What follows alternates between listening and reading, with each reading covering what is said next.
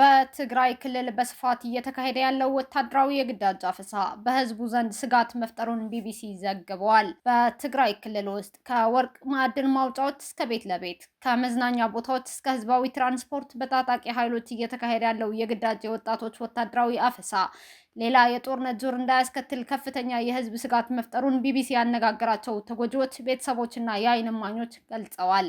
በወርቅ ማዕድን አካባቢዎችና በከተሞች የተፈጸመው የግዳጅ አፈሳ ማዕከላዊ ዞን አድዋና ተንቤን በአህሳ ወረዳ አዲ ፍታው ቀበሌ ቢያንስ 180 ወጣቶች በታጣቂ ኃይሎችና በፖሊስ ተይዘው ወደ ሰጉህ ወታደራዊ ማሰልጠኛ ካምፕ ተወስደዋል። ከዚህ የግዳጅ አፈሳ ለማምለጥ ሲል ከሚንቀሳቀስ መኪና ላይ የዘለለው ተስፋይ ገብረ እግዚአብሔር የተባለ የ36 ዓመት ወጣት በራሱ ላይ ከባድ ጉዳት ደርሶበት በሆስፒታልም ይገኛል። በአብይ አዲ አካባቢ አባግባና ሮባ ኸዛ በተባሉ ቀበሌዎች ደግሞ ከ700 በላይ ሰዎች በታጣቂ ኃይሎችና በህወሓቱ አርሚ 60 አባላት ተይዘዋል። የሰሜን ምዕራብ ዞን አክሱምና ዛና ታጣቂዎች ቤት ለቤት በመዘዋወር ከመንገድና ከሲኒማ ቤቶች ወጣቶችን እያፈሱ መሆናቸው ተገልጿል።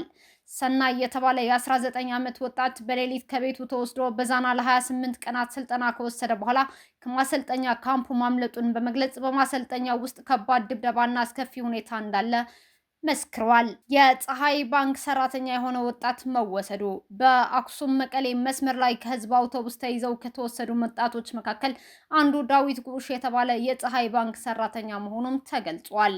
ባንኩ በ2 ቀናት ውስጥ ንብረት እንዲያስረክብ ደብዳቤ እንደጻፈለትም ታውቋል። ልጆቻችሁን አሰልፉ የተባሉ እናቶችም ታስረዋል። በምስራቃዊ ዞን ውቅሮ ከተማ ልጆቻችሁን ወይም ባሎቻችሁን ወደ ውጊያ ላኩ የሚለውን ቅስቀሳ ያልተቀበሉ ወደ 50 የሚጠጉ እናቶች ለ1 ሳምንት ያህል ታስረው እንደነበር ተጎጂዎች ገልጸዋል። ይህንን ሁኔታ በማህበራዊ ሚዲያ ያጋለጠችው ሃይማኖት አብርሃ የተባለች የቀድሞ የትግራይ ኃይሎች ታጣቂ አባልም ለ3 ቀናት ታስራ በዋስትና ተለቃለች።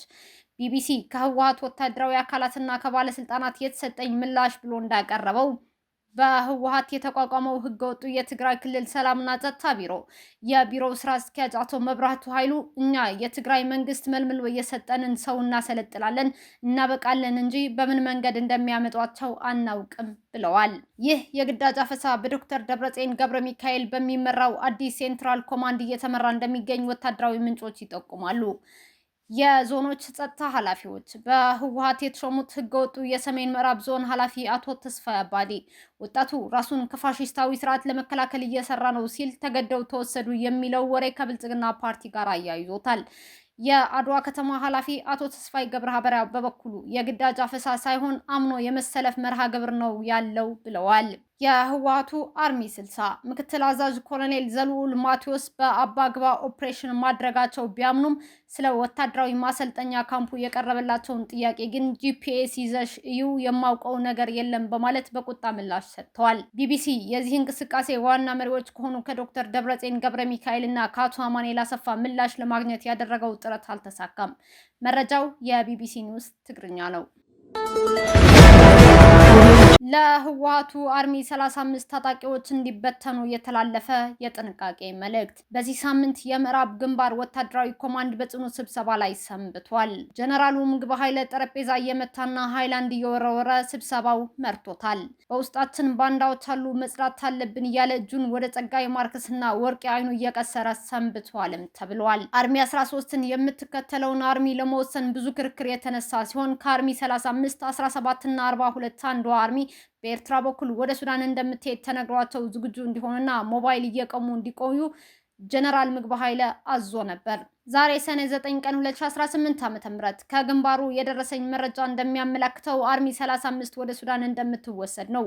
ስለዚህ በአርሚ 35 ውስጥ የምታውቁት ሰው ካለ ወደ ሱዳን ሳይወሰዱ በፍጥነት እንዲወጡ አድርጉ። በነገራችን ላይ ወደ ሱዳንና ኤርትራ እየወሰዷቸው ያሉት ቀጣይነት ያለው የሽብር ተግባር ለመፈጸም ነው። ኢትዮጵያን እየከበበናት ነው በሚል ቅዠት ሰራዊቱን በቀጣይነት በመሸጥ ማኖሪያቸው ለማድረግ ነው። እነሱ ወደ ኤርትራና ሱዳን ከሸሹ በኋላ ቋሚ መኖሪያቸውን እዚያ በማድረግ የደሃ ልጅ ግን ህይወቱንና አካሉን እየከፈለ እንዲያኖራቸው አስበው የሚፈጽሙት የተስፋ መቁረጥ ድርጊት ነው።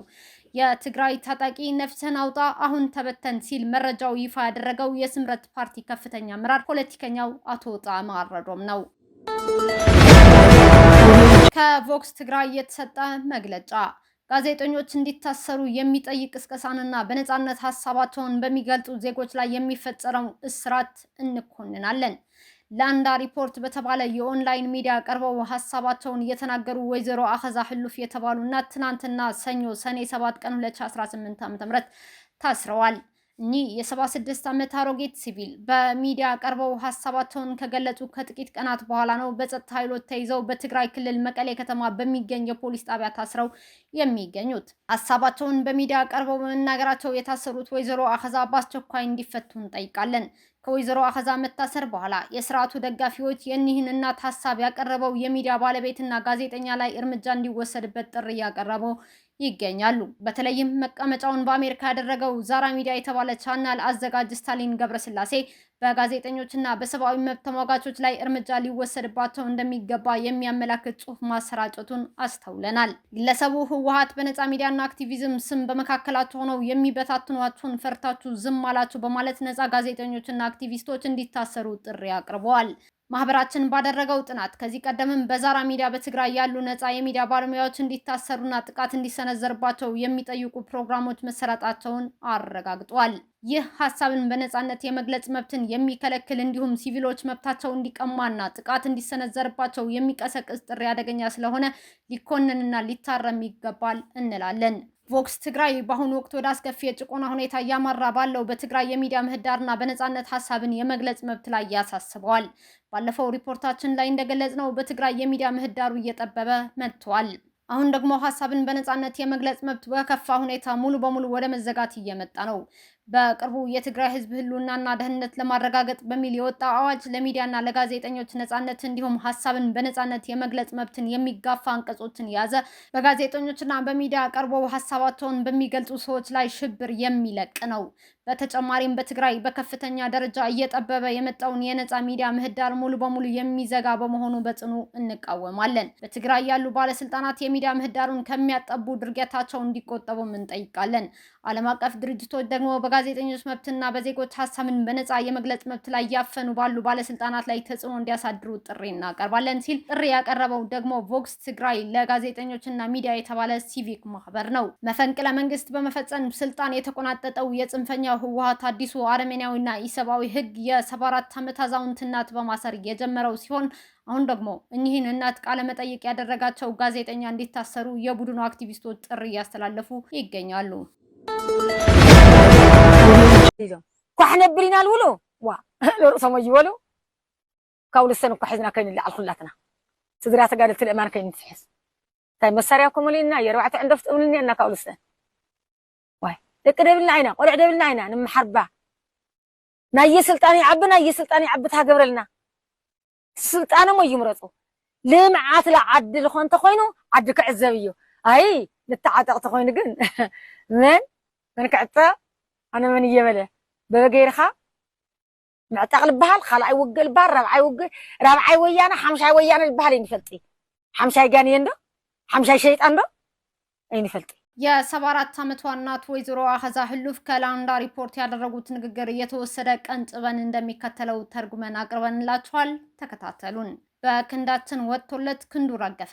አሁንስ ምን ሊረግፍ ነው? ሲያምራችሁ ይቀራል እንጂ ምንም የለም። በወንበራችሁ ላይ ተለጥጣችሁ ወጣቶችን እፈሷቸው እያልክ ለመሆኑ ስንት ወጣቶች አሉ? እናንተማ በጥሩ ሁኔታ ላይ ነው ያላችሁት። ልጆች አሉ እንዴ? አንተ ሐኪም ነህ፣ 4-5 ወጣት ልጆች አሉ። እኛ እኮ ጨንቆናል። ያዳኛስ ወይም ፈራጁ ወልደው ይሆን? ልጆች ይኖሩት ይሆን? ሚስትስ ትኖረው ይሆን? እንጀራ ቆርሶ ይበላ ይሆን? ይርበው ያውቅ ይሆን? ልጅ የወለደ እንዲህ አያደርግም። ያልወለደ ወይም ጋኔን ወይም ክፉ መንፈስ ቢሆን ነው እንጂ ከዚህ በፊት ጨርሰናቸዋል። የቀረ እንዳይኖር እጠራጠራለሁ። እርሱ ያልተገራው ክፉ ተሽሞ ይሆን እንዴ? እንጂ ሰውማ እንዲህ አያደርግም። ሌላ ምንም ሊመታን ወይም ሊያጠቃን አይችልም። አዲስ አበባም የኛ ናት፣ መቀሌም የኛ ናት፣ ዓለም ሁሉ የኛ ናት። በውስጥ ሆነው የሚያናብቡ ወይም ሴራ የሚሸርቡ አጋንንት ናቸው። ሰው የሆነማ ኢትዮጵያን አይሰድብም፣ አያዋርድም። በጣም ጨንቆናል። ወጣቶቻችን ስራተው ተቆጥተዋል። በየቦታው በባህር ይሰደዳሉ። እግዚአብሔር መፍትሄ ካላወረደ በቀር እርቅ ይውረድ ያሉ ሊቃውንትና የሃይማኖት መሪዎች ያስታርቁን። ገበሬው የለም፣ ያለ ስንዴ ዓለም የለም። መሬት የሚዘራበት አጥቷል። ክንድ ወይም የሚሰራ እጅ የለም። ሰማይ አይሰደብ፣ ሀገር አይሰደብ። በውስጥ ያለውን እናስተካክል። እግዚአብሔር ቢቆጡ ከመቃብራቸው አያልፉም እንደሚባለው ተሸማቀን ወይም ተዋርደን አንሞትም። አርበኞች ብለው ጠርተው ተደራጁ ይሉናል። ሲያምራችሁ ይቅር አድርሰናል፣ የድርሻችንን ተወጥተናል ነው መልሳችን። ወጣቱም ነቅቷል። መንግስት ማን እንደሆነ መንግስት ያልሆነው ማን እንደሆነ ጠፍቶብናል። በጥሩ ሁኔታ ያስተዳድረውን ውረድ እየተባለ አያቆዩትም። የመሬት አስተዳደር ይቆይ፣ ህዝቡ የት መሄድ እንዳለበት ያውቃል። እኛ ግን የከበደንና የጨነቀን የወጣቱ ነገር ነው። ሰው ሳይመርጥህ በወንበር ላይ ተቀምጠህ እንምራችሁ የምትለው ነገር አለ። ይህ ግን አይሆንም፣ እንዳታስቡትም ጭምር። እነዚህ ህፃናት ይገደሉ የሚሉ ሸፍጠኛ መሪዎች ከነክራባታቸው መሬት እንዳትውጣቸው ይጠንቀቁ። አራተኛው ሰይጣን መጥቶ እኛን ከነካን እኛም ሰይጣኖች እንሆናለን። ለሰይጣንስ ማን ይገዛል? እኛ በቤታችን አለን። ወደ ቤታችን የመጣ ካለን መተዋለን። እርሱ እንዲኖር እኛን ሞትም። ማንም ቢመጣ እንኳን አንምረውም። እንጀራ እንኳ ከፊቱ የበላ እኔን ከሰው ፊት የበላ ደግሞ ይዞ ይሄድ ነው የሚባለው። እስቲ ባራምባራስ በሉኝ የሚል ካለ ይምጣ። ከቴሌቪዥን መስኮት ሆኖ ከመፈከር ይልቅ ወጥቶ እኔ ነኝ ታገሉ የምላችሁ ብሎ ስሙን ይናገር። ጀግንነታችን ለሰርግና ለምርቃት ይሁን። ይቅርታ፣ ሰላም ይውረድ። የተወለደው ቀርቶ በማህፀን ውስጥ ያለው ህፃን እንኳ ተቀይመዋል፣ አዝነዋል። እግዚአብሔር አብርደው እንጂ በጣም ነው የጨነቀን። ደግሞ የቀሩት ልጆቻችን ሊሞቱ ነው እያሉ ህዝቡ እያለቀሰ ነው። ሰላም ይሁን፣ እርቅ ይውረድ፣ ህግ ይኑር በማለታቸው ነው እኚህ የ74 ዓመት እናት በጽንፈኛው የህወሓት ቡድን የታሰሩት። ምን ትላላችሁ? ከአረና ትግራይ ፓርቲ የተሰጠ ወቅታዊ መግለጫ። ይህ በጽምዶ ጥምረት ምክንያት በሻዕቢያ እጅ የወደቀው ዘረኛው የህወሓት ቡድን በራሱ በቡድኑ ጥያቄ ወደ ጊዜያዊ መስተዳድሩ ፕሬዝዳንትነት በመጣው ጀነራል ታደሰ ወረደ ላይ ውዙፍ መንግስት ወደ ቦታው ለመመለስ በሚል ምክንያት መፈንቅለ መንግስት በመፈጸም የፕሪቶሪያን ስምምነት በይፋ አፍርሷል። የሻዕቢያ ተላላኪ የሆነው ዘረኛው ቡድን የሻዕቢያን ተልዕኮና የቡድኑን የስልጣን ዘመን ለማራዘም እንዲሁም የሻዕቢያን ጥቅም ለማስፈጸም ይረዳኛል ያለው ፋሺስታዊ ህግ አውጥቷል።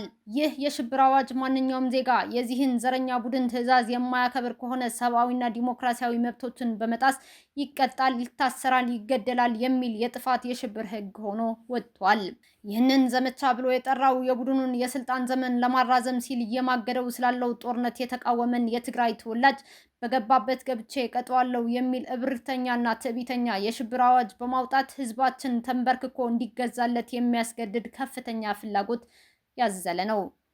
ይህ አዋጅ ከመውጣቱ በፊት በተግባር በኃይል አስገድዶ ወይም በግዴታ በማፈስ ለማስታጠቅ በሽሬ፣ በአክሱም፣ በተንቤን፣ በወጀራት እንዲሁም የመሳሰሉት ጥረት ተደርገዋል።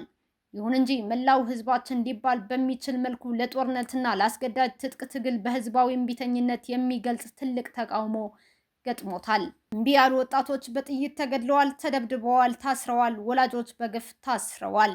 ከዚህ ፋሽስታዊ አዋጅ በፊት በሰፊው የተፈጸመው አረመናዊ ተግባር የህዝቡንና የወጣቱን እምቢተኝነት መስበር ስላልቻለ ይህ ፋሽስታዊ አዋጅ እንዲወጣ ተደርጓል።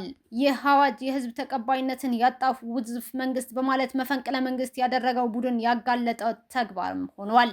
በማስገደድና በግምገማ ለማስታጠቅ የሚደረገው እንቅስቃሴ የተቃወሙ ወጣቶች በቀንም በጨለማም እየታደኑ ወደ ማሰልጠኛ ማዕከላትና ወደ እስር ቤቶች እየተወሰዱ ይገኛሉ። የ76 ዓመቷ አሮጊት ወይዘሮ አኸዛ ህሉፍ እንኳ ሀሳባቸው በነጻነት የመግለጽ መብታቸው ስለተጠቀሙ ብቻ በቡድኑ በግፍ ታስረው ይገኛሉ። ይህ እስራትና እገታ መላው ህዝባችንና ወጣቶቻችን የጀመሩትን ህዝባዊ እምቢተኝነት ወደ ሌላ ከፍተኛ የህዝብ ትግል ደረጃ የሚያሸጋግረው እንጂ ወደኋላ የሚመልስና የሚያንበረክክ አይደለም።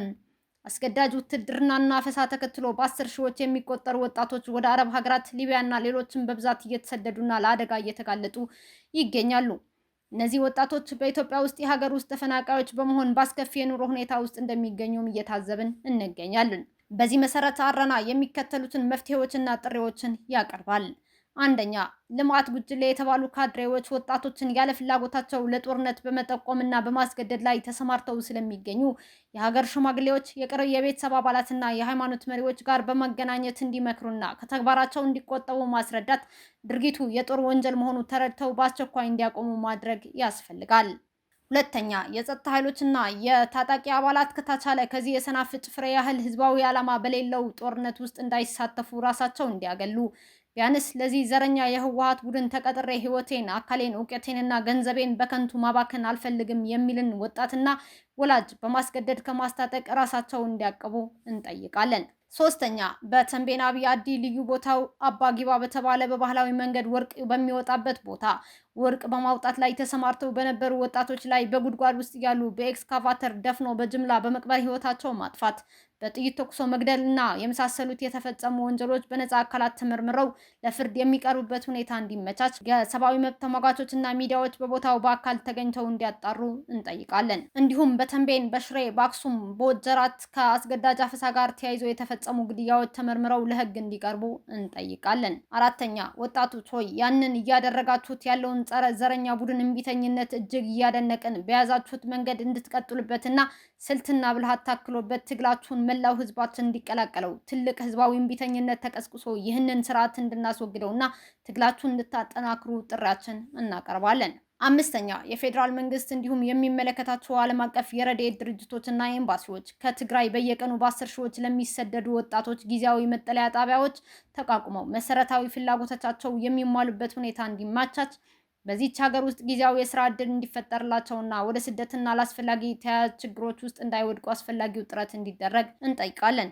ስድስተኛ በአዲስ አበባና በሌሎች የኢትዮጵያ ክልሎች የሚኖሩ የትግራይ ተወላጆችም ከወጣቱና ከህዝቡ ጎን በመሰለፍ ይህንን ዘረኛ የህወሓት ቡድን የሚቃወም ትግል እንዲቀሰቅሱና በሰላማዊ ሰልፍና በሌሎች የትግል አማራጮች እንዲሳተፉ እንጠይቃለን። ሰባተኛ በመላው ዓለም የሚኖሩ የትግራይ ዲያስፖራዎች ትግራይን ከዚህ ዘረኛ የህወሓት ቡድን ነፃ የምናወጣበት ጊዜ አሁን ስለሆነ ታላቅ ህዝባዊ ትግል እንድትቀሰቅሱ ጥሪያችንን እናቀርባለን።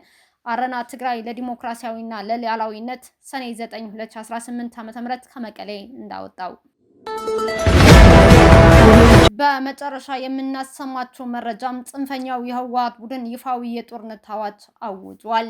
ይህ ጽንፈኛ ቡድን የጦርነት አዋጁ በይፋዊ መግለጫው ያስታወቀ ሲሆን ቡድኑ እንዴት ነው ጦርነት ያወጀው የሚለውን መግለጫውን በማየት ልናሰማችሁም ወደድን። ተከታተሉን።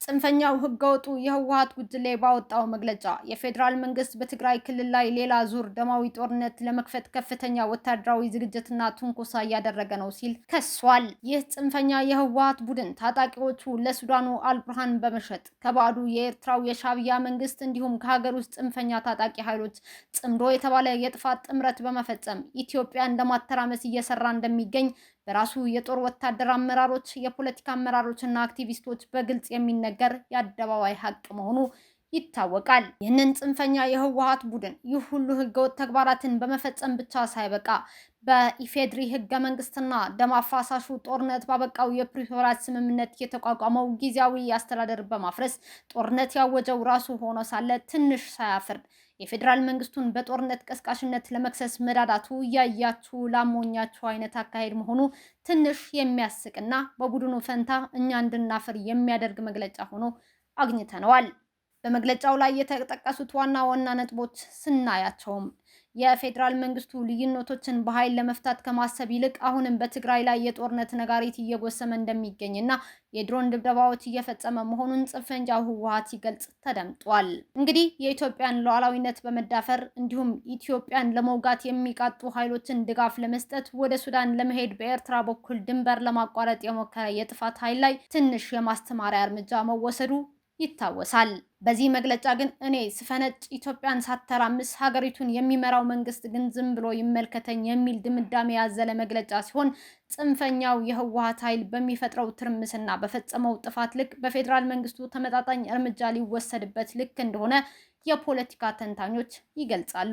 በትግራይ ላይ የተጣለው ከበባና እገዳ አሁንም እንደቀጠለ የጠቀሰው ህወሓት በጊዜያዊ መጠለያዎች የሚገኙ ተፈናቃዮች ወደ ቀያቸው ከመመለስ ይልቅ የተወሰነላቸው የሰብአዊ እርዳታ ለ3 ወራት ተቋርጦባቸው እየተሰቃዩ ይገኛሉ ብሏል። ተከበብኩኝ፣ ተዘጋሁኝ እያለ የሚጮኸው ይህ ጽንፈኛ የህወሓት ቡድን ህጋዊውንና ከፌዴራል መንግስቱ ጋር ህጋዊ ስራዎች ሲሰራ የነበረውን ጊዜያዊ አስተዳደር በመፈንቅለ መንግስት አፈራርሶ ከጣለ በኋላና ከፌዴራል መንግስት ጋር የነበረኝ የሰላም ስምምነት ፈርሷል ሲል ድልድዩን አፈራርሶ የጣለ አንጃ ቡድን መሆኑ አስገራሚ ያደርገዋል። ከዚህ ጋር ተያይዞ በቀድሞ የድርጅቱ አመራሮች ሳይቀር መቀሌ የቀረው የህወሓት ጉጅሌ ተፈናቃዮች ወደ ቀያቸው እንዳይመለሱ እየነገደባቸውና የፖለቲካ የቁማር መጫወቻ እንዳደረጋቸው የመሰከሩበት ጉጅሌ መሆኑ ደግሞ ክሱ ተቀባይነት እንዳይኖረውና ውድቅ እንዲሆን ያደርገዋል። በአንድ በኩል በውይይትና በድርድር በፍጥነት ለመፍታት ዝግጁ መሆኑን በመግለጽ የድርድርና የውይይት ጥሪ ያቀረበው ጽንፈኛው ህወሓት በሌላ በኩል በህልውናዬ ላይ ለሚመጣ ማንኛውም አደጋ ራሴን የመከላከል ተፈጥሯዊ መብት አለኝ ብሎ በመግለጽ